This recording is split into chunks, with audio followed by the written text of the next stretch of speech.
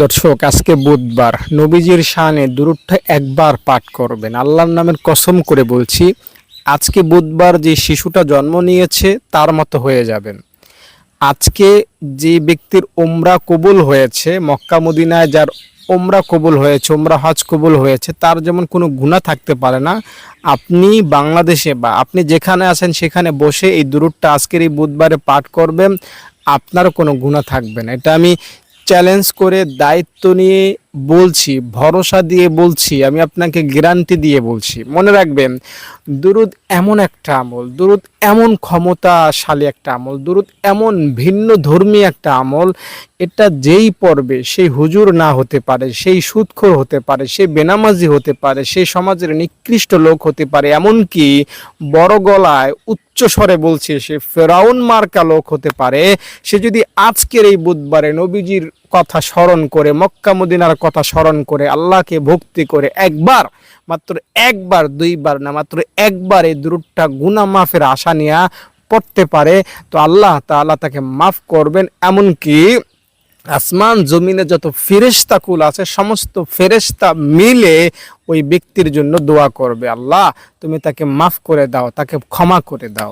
এত দামি, এত মানি, এত শান, এত মর্যাদাপূর্ণ যে দুরূদটা, সেই দুরূদটা খুবই সিম্পল, খুবই সাধারণ, খুবই পরিচিত।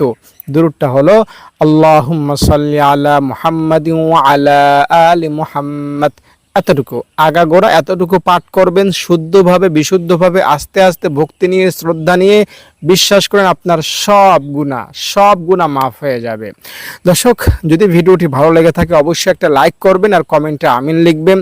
আর আমার এতিম বাচ্চাদেরকে যদি আপনি দান করতে চান তাহলে আমাকে ফোন করবেন 013 17 30 51 56 এই নাম্বারে। ইনশাআল্লাহ এখানে দান করলে আপনি কিয়ামত পর্যন্ত সদকায়ে জারিয়া হিসাবে সওয়াব পাবেন। দুরূদটা পাঠ করার নিয়মটা আমি আপনাকে একটু বলে দিই। আজকে বুধবার উজু করে একটা জায়গায় নিরিবিলি বসে মক্কা মদিনার কথা স্মরণ করে, নবীজির কথা স্মরণ করে, পরকালকে ভক্তি করে আপনি দুরূদটা একবার পাঠ করবেন গুনাহ মাফের আশায়, সামনে আর গুনাহ করবেন না এই আশায়। এরপরে যদি সম্ভব হয় ছোট্ট একটা মোনাজাত করবেন, আপনার গুনাহের কথা আল্লাহকে বলবেন, আপনি আর গুনাহ করবেন না, গুনাহ করেছেন এজন্য লজ্জিত অনুতপ্ত, আপনি একটু ক্ষমা চাইবেন। ইনশাআল্লাহ আপনি খুব সহজে ক্ষমা পেয়ে যাবেন। বড় গলায় একটা কথা বলে যাই, দুরূদ একমাত্র আমল যেটা পড়লে গুনাহ মাফের নিশ্চয়তা রয়েছে। এছাড়া অন্য কোনো আমল গুনাহ মাফের নিশ্চয়তা দেয় না। শুধুমাত্র দুরূদ শরীফ পাঠ করবে যে তার গুনাহ নিশ্চিতভাবে মাফ হবে, কম পক্ষেও হলেও 10টা গুনাহ তো মাফ হবেই হবে।